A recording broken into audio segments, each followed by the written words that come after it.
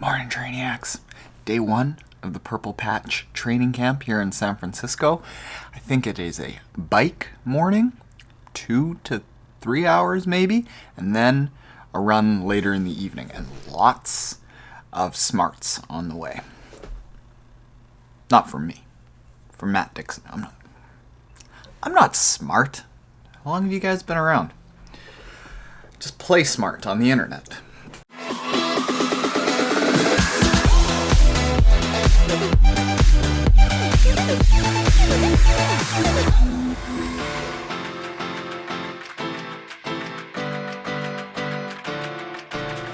Now we have a smashing new Scody kit to try out. Oh, hell yes. But it's actually quite cold out, so I gotta bundle up. Ooh, ooh, ooh. Look what you made me do.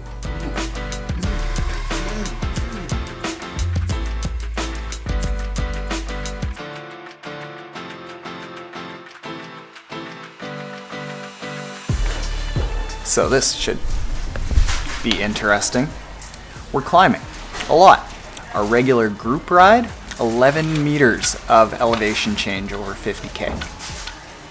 I'm gonna do great.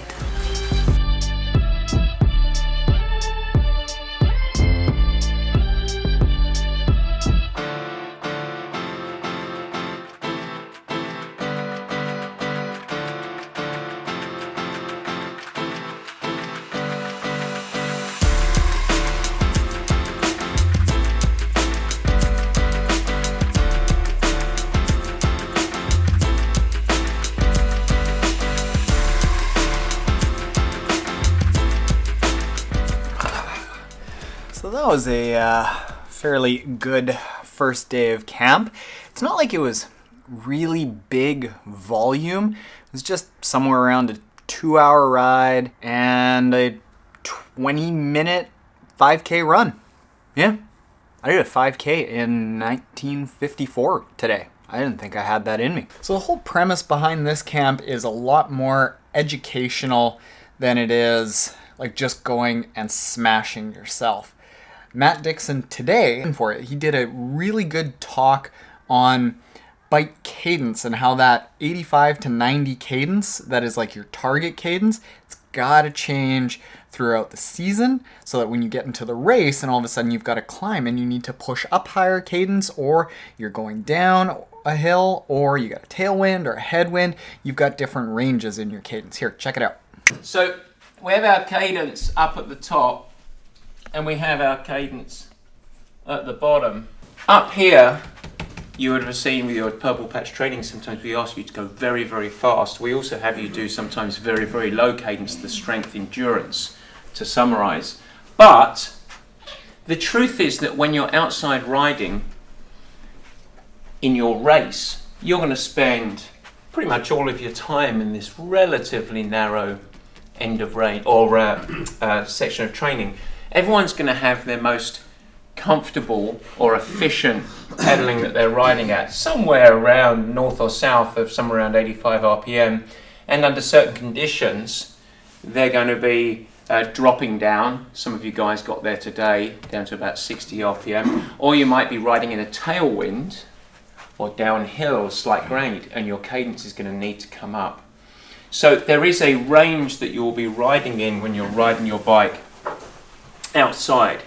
So, Paul, the experience of coming down, why do we ask athletes to train at that lower end of range, what we would call strength endurance?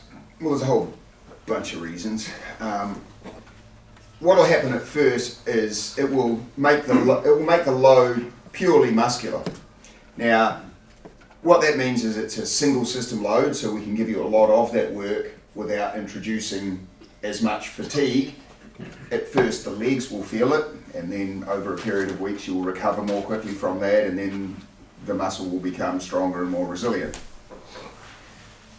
What will happen over the course of time is somewhere at about that 60 to 65 RPM, you'll start making significantly more power, especially early in this process, than at 40 RPM, because there's simply not enough combination of pedaling dynamics at the low cadence.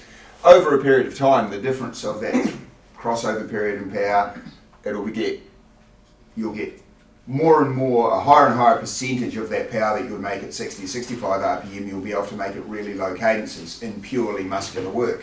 What that will do is it will make you stronger. But by itself, just the strength, that can be used over any range of cadences, so every pedal stroke will be able to carry a little bit more tension. But also, as we push that all the way down to 40 RPM, what that means that when you are doing an event-specific cadence, climbing a really steep hill and all there is 60 RPM, that will seem really easy compared with 40 RPM. And you will have the resilience and the strength from that higher load, lower cadence to get you through that experience of having to push really hard for a period of time to negotiate a piece of terrain or whatever. So it will make you stronger. It will mean that you can carry more tension in every pedal stroke, and it will also give you options of negotiating terrain at lower cadences if there is A, no choice, or B, a really good reason for doing it for keeping your heart rate down. And that's just been the general flavor of the camp all day, and I think that's kinda what it's gonna be the next few days. Maybe not quite such a small technique-focused day coming up tomorrow. Hint, hint, I may be announcing some Triathlon Taren camps, which could also have a lot of education to them. Just saying, just saying. This hotel room is a disaster. I've been here for 18 hours. Yeah, look at this place. All my nutritional goodies just in a disarray.